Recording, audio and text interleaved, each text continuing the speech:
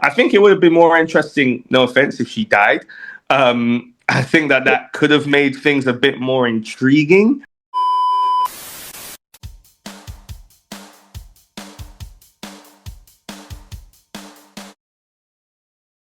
Hello, everyone. Welcome to No Drama, Just Movies, and we are back this week with another TV review. Hit that subscribe button to stay tuned with all the content that we produce each and every week in the world of TV and movies. My name is Cameron Muse. I am such a fan. Can I get a picture with you, please? Kelly Smith, and I'm joined by my esteemed colleague here. I'm Phil. Are you doing a Die Hard, Corwin? Oh, that's right. Well, if you haven't guessed it by now, but of course you would have based on the title of this video, we are here to review none other than Daredevil Born Again, episodes 5 and 6. Now, let's hop right into it. So I'm going to go right over to you. What were your thoughts on this double bill of an episode? Episodes.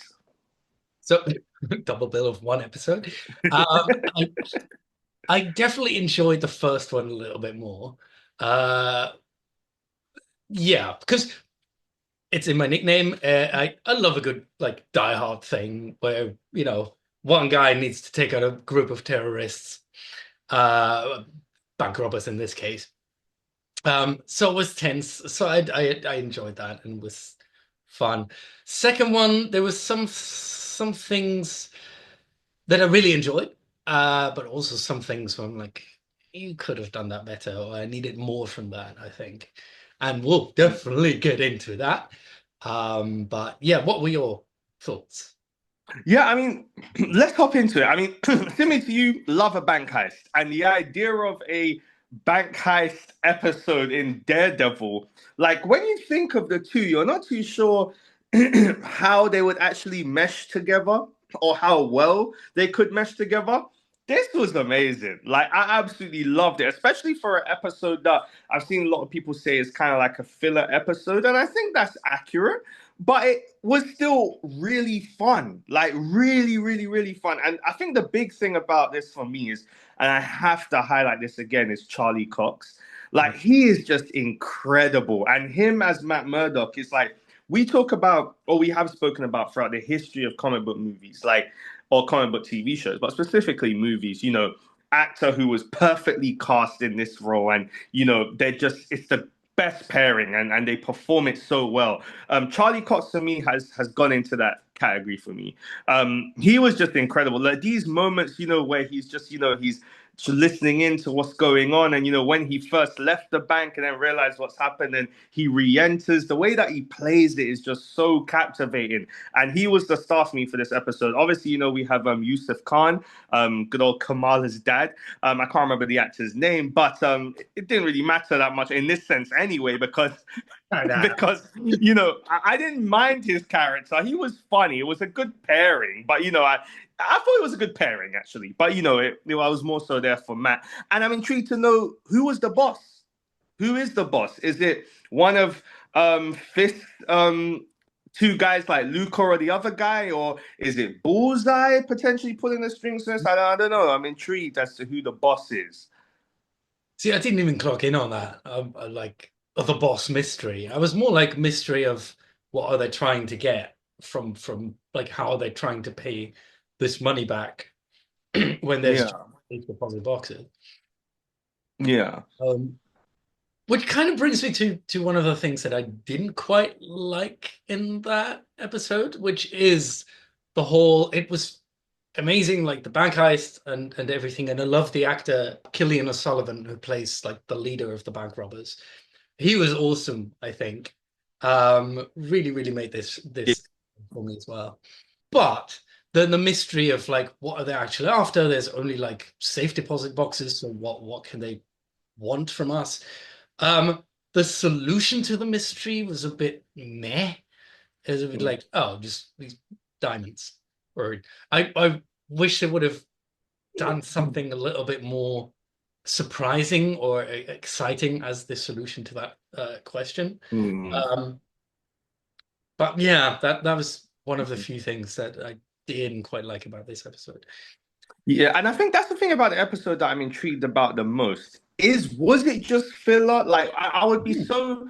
We'll know obviously as we get to the last few episodes. But sorry, I go just ahead. want to say to that, like, I don't think it was like because this is the first one of the first episodes where Matt is back fighting, right? He's fighting on the staircase fight, obviously, which was awesome. And then when he goes after the leader, where he actually puts on the red hood.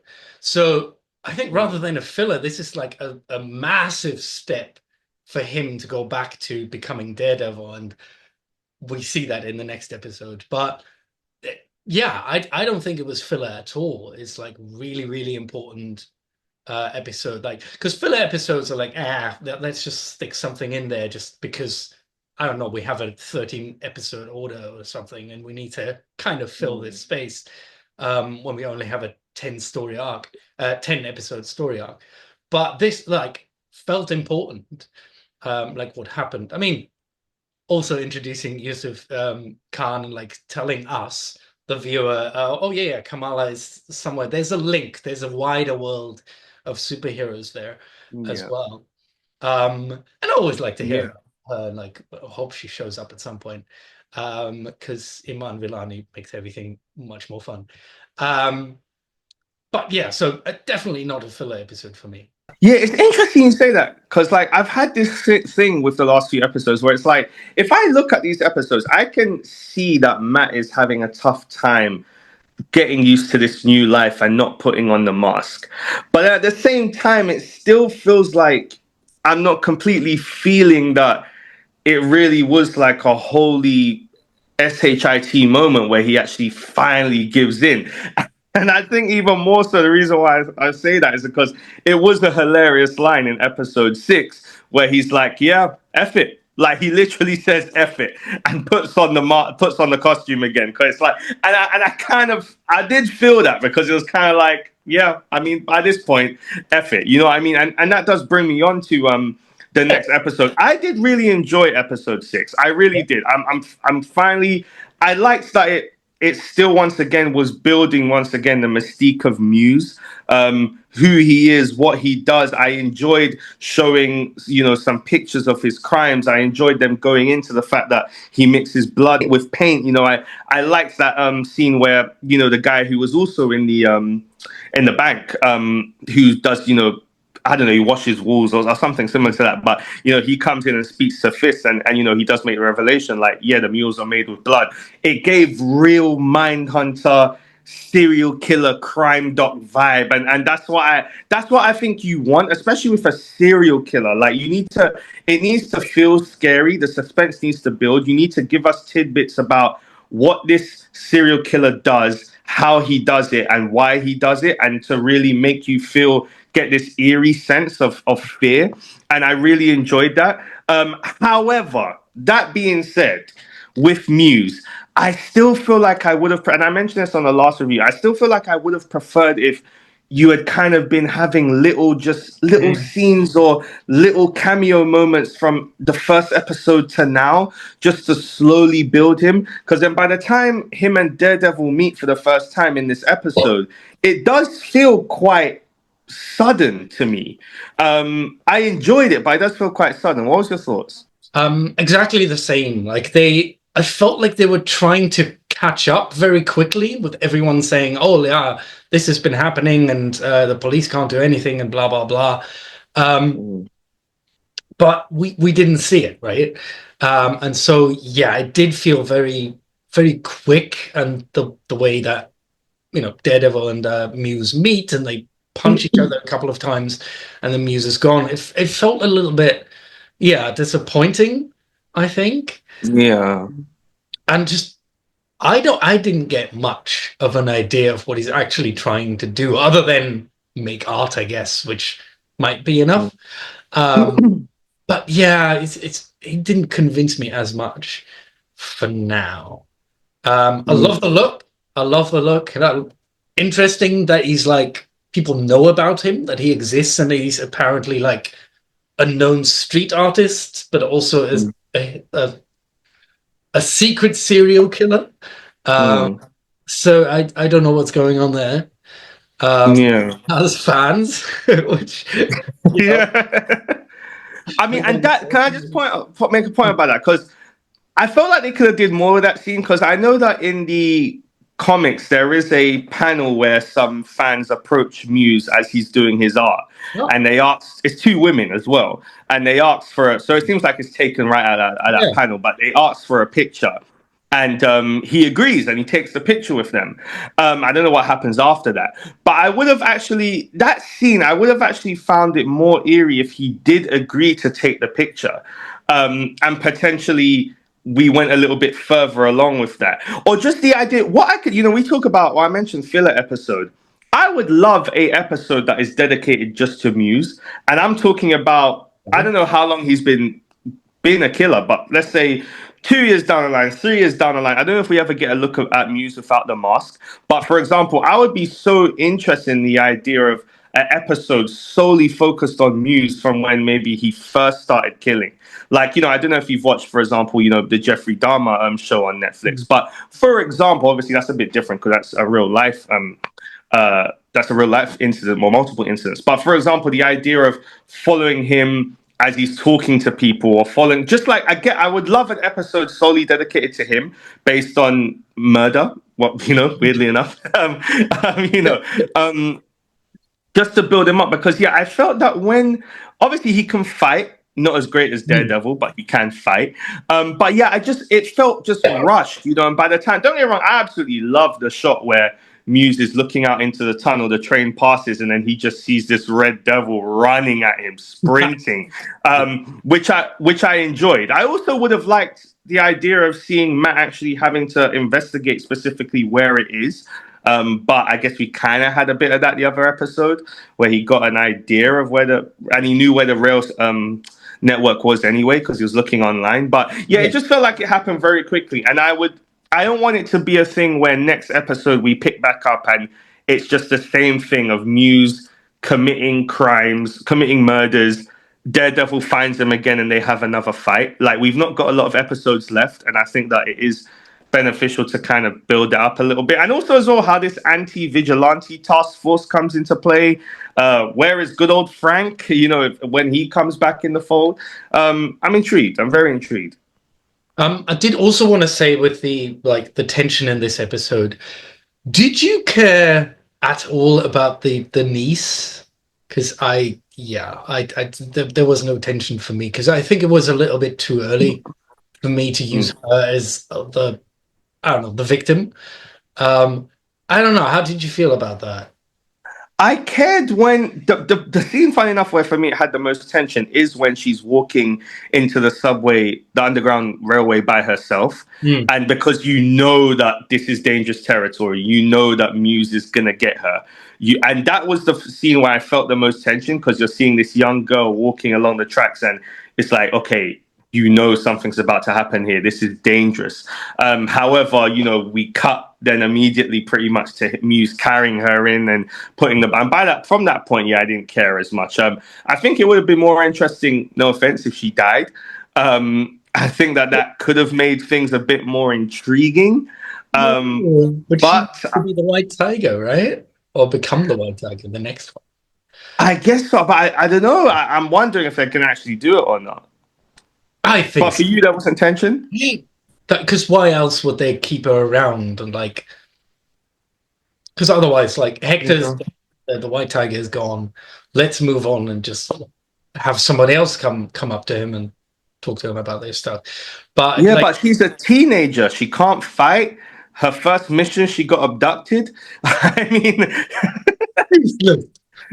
it's not looking very good. People learn this stuff. Train. Maybe Matt will train her, I guess. Yeah, possible. Yeah. If the writers haven't finished it yet, can always slot it in there. It works. But I think that's what's going to happen. Yeah. If not in this season, then maybe in the next one. Yeah. Speaking of which, I've been seeing the leaked set photos of Matt in his classic black suit. That'll be fun. That'll be interesting to see. But any other final thoughts on these two episodes? I did like the ending, like so much about this at the ending of that episode 6. Not just like the parallel fight again, the like this intercut between Matt's fight with Muse and Fisk's fight with Adam. Like this whole thing with Fisk, there's so much going on here. Like letting Adam have a go, basically, or like challenging Adam, I suppose. Um, Probably because like his reaction to being looked down on by all these rich folks, and suddenly here's something that he has control over. Um, but also, yeah, this idea of him. I love that shot where he sits at the end after he's defeated Adam, and he sits at the end, and there's this like choir singing, almost like angelic church kind of thing, and we see the light, and he sits in that light, and like like a glorious saint figure or something, and he's just beating up this guy. And then we have Matt, who just saved a girl, and he's in darkness and everything. It's like it's this again, this kind of yin yang idea of embodying parts of the other, like each being good but also bad. And so I really enjoyed it. And I obviously, agree. Great score, by the way. oh yeah, absolutely. Amazing score. And then Matt's final line, "I'm here," which I loved as well, because it's like just the meaning of it. Like, yes, I'm here now to save you, but also he's back in the Daredevil costume.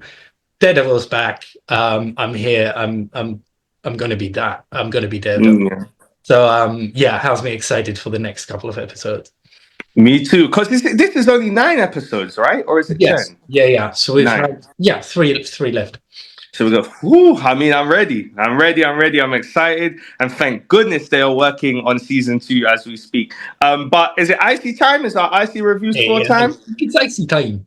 I mean, let's get to it. So episode 5, how many ices out of 10 will you give episode 5? Let me look at it. So I'm going to give this an 8.5 out of 10. Really like the kind of diehard angle on Matt being a superhero. He doesn't have to wear the costume to be like Daredevil or Vigilante. So yeah, I really enjoyed it. But yeah, the whole thing with what they're actually after and like the reveal, yeah, that bumps it down a little bit. Yeah, I mean, we're on the same page. I'm also going with 8.5 ICs out of 10 for episode 5. Great episode. Yeah, it's just, it felt like it wasn't really necessary progressing the story, but you did bring up a good point earlier on. So I'm going to keep that in mind now. Well done. Yeah, So, I mean, now episode 6, how many ICs out of 10 will you give this one? I give this an 8. I go slightly down, 8 out of 10, because it was a really cool episode. Having Matt back as Daredevil and like the whole like Muse fight and Fisk stuff. But yeah, Muse was a little bit underused. I feel, or like we said, it was a little bit too quick. So it could be more. 8 out of 10. Yeah, out of 10 ICs for you. And I'm also going to go the exact same as what I gave the previous episode. I'm giving episode 6 8.5 ICs out of 10 also. I was really tempted to give it a 9, but it's just not there yet. I think that would be being over generous. And I think the main thing is that though I'm loving the direction we're going in, I feel like we're really progressing the story, whether it be Muse, whether it be what's happening with Fisk, what's happening with Matt. The Muse thing specifically just irks me because like I want more of the serial killer mystery. And I'm being biased, sure, but I just think that they could work on that a little bit more. But overall, though, 2 fantastic episodes. I still love this show. And I'm having a blast watching it. And oh man, I can't wait. Next week, let's see what we got. So that will do it for our review of episode 5 and episode 6 of Daredevil Born Again. Once again, we are No Drama, Just Movies. Please subscribe to our YouTube channel. Drop down in the comment section below. Let us know your thoughts on these 2 episodes and what you think is going to be coming in the remaining 3. Please, once again, like, comment, share, do the full shebang. Once again, my name is Cameron. Muse, I am such a fan. Can I have your picture, please? Kelly Smith, and I'm joined by my esteemed colleague here. I can't believe he did the whole thing again. Flawless. So I was Phil. Are you doing a Die Hard? Corwin. Oh, that's right. Once again, we are No Drama, Just Movies. Thank you very much for checking out our review today, guys, and we will see you next week. Take care, guys. Bye.